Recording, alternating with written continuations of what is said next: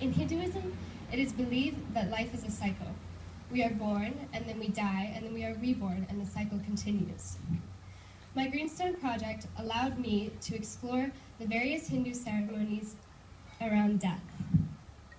My interest took me all the way to India, and as close to home as a conversation with my Balinese neighbors. My journey has been an attempt to understand the Hindus' perception of death and how this may affect the way a person lives. In Hinduism, it is believed that our bodies act as cages that carry our souls through life until death. Then our bodies die and our souls are released like a bird from its cage. Where this unburdened soul travels, however, and whether it moves into the transcendent realm of moksha is determined by one's karma. To understand moksha, one must understand the terms Atman, which is one's soul, one's life force, and Brahman, the ultimate reality. This is constant but cannot be described. Moksha occurs when the individual Atman merges with the cosmic Brahman. In Varanasi, India, Hindus believe that by being burned in this holy place, their souls can move straight into moksha. In Bali, this is different. The Balinese Hindus believe that they must spend each lifetime building good karma so that eventually they can move into the realm of moksha. The cycle of life and death is known as samsara.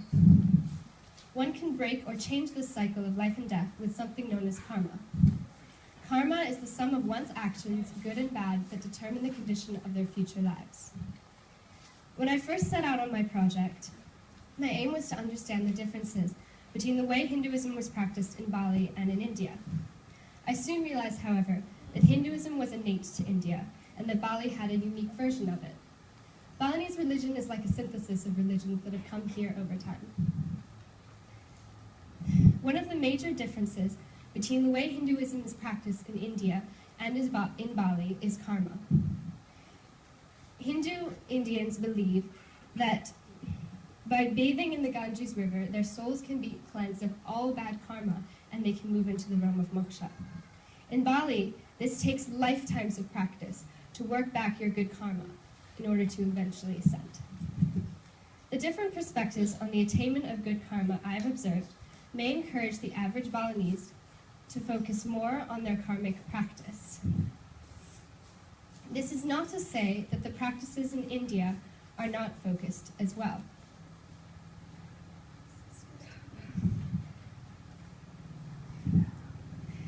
In fact, practicing sadhus and yogis are probably the most focused people I have encountered.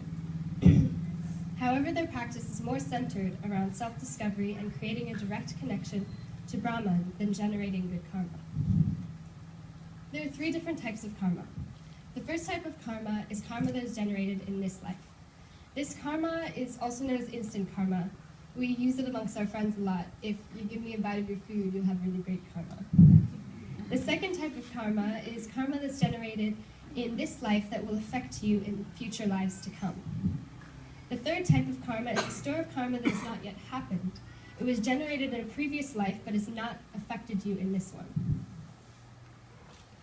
It is hard to explain what karma is.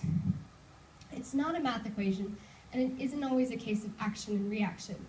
It can be described as a state of mind.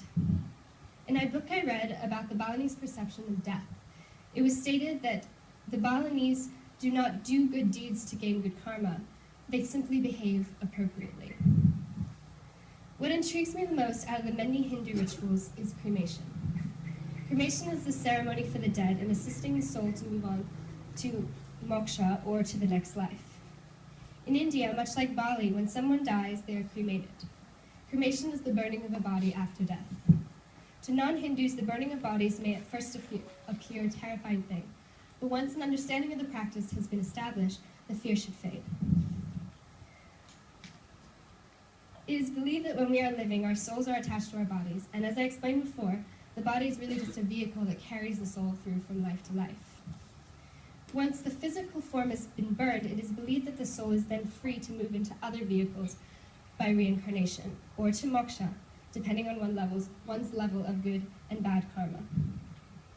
In order to grasp the entirety of this ritual, my mother and I traveled to Varanasi, India.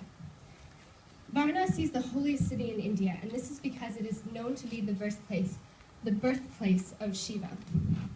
It is the city of death. It sounds like a dark and dreadful place, but my experience was quite the opposite.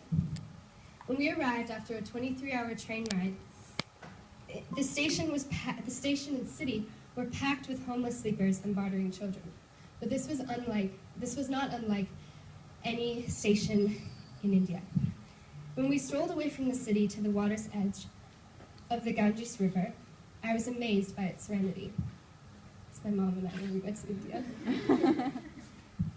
This is Varanasi, birthplace of Shiva.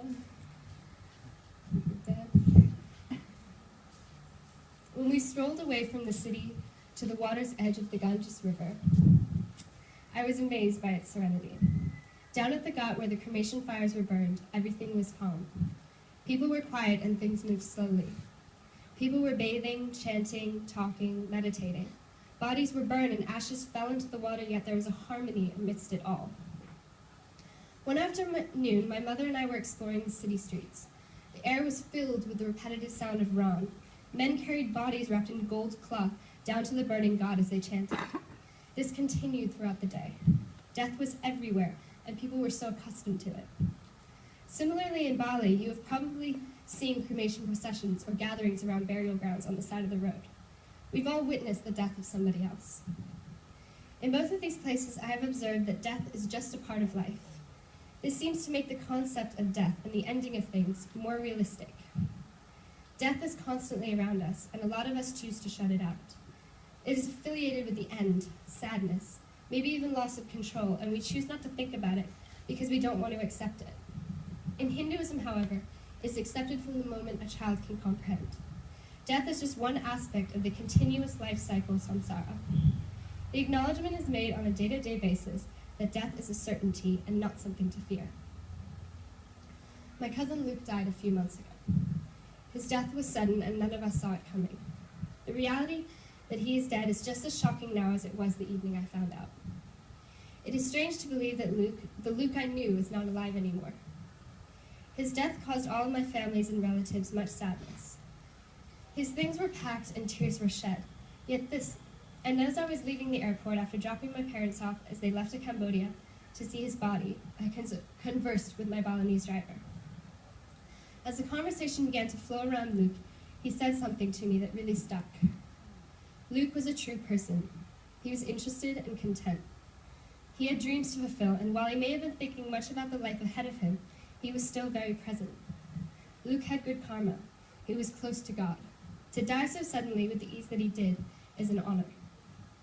This perspective, this honest acceptance of death by him was extremely insightful. Despite grieving, the fact that he could have this outlook on death was humbling. The Balinese have accepted death. They recognize it. They live it. Their ceremonies practice it. Everything is built around balance. Everyone is sensitive to change. Every day when the Balinese lay out offerings, they are giving thanks. They are giving thanks to both good and bad spirits for keeping the balance. They give thanks to the good spirits because if there were more bad spirits than good, there would be complete chaos. But they similarly give offerings to the good spirits, the bad spirits, because they believe that if there's more good than bad, then there would be no change. The Balinese, in Bali, change is recognized and it's valued. I admire so many of the perspectives that I have learned through this process. However, there are two lessons I want to share with you as I wrap up my Greenstone. The first is change. The thing I have learned and want to integrate into my life is the Balinese concept that change is inevitable, not easy, but valued. The process of life should not be easy. Bumps in the road, boulders in the river, hardships are valued just as much as the easygoings and the breaks in life. Everything is changing, and change is a must. The second is balance. The amount of balance and sadness, the amount of happiness and sadness is equal in the world. They balance. 1 month and 7 days is the time set out for grieving in Bali. During this time, one is not supposed to enter a temple because their mind is not so clear. But after this period of time, they start going back to the temple. The community is built around this continuous process of ceremonies and cremations. One does not have time to sit in their own world of depression and sadness. They have 1 month and 7 days. After that, they move forward with grief and they go back to the temple. I appreciate this perspective. I appreciate this perspective, and I have tried to apply it in my experience of losing Luke. Nothing ever ends. In Hindu philosophy, it is believed that the world is unreal. By unreal is meant illusory, very much like a dream, which has its own subjective reality, but which is illusory compared with the waking state. This specific belief is one I ponder on a regular basis. I think about death often, but not in a depressive way where life is suffering and there's no point to it. I think about death with a sense of wonder. What happens when we take our last breath? What happens when our hearts stop beating and our blood stop flowing?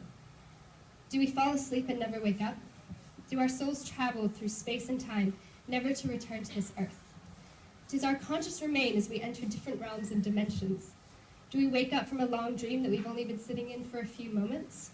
Or do we reincarnate and travel into new life forces on this earth? The endless options are what intrigue me. The not knowing makes my mind spin. Woo!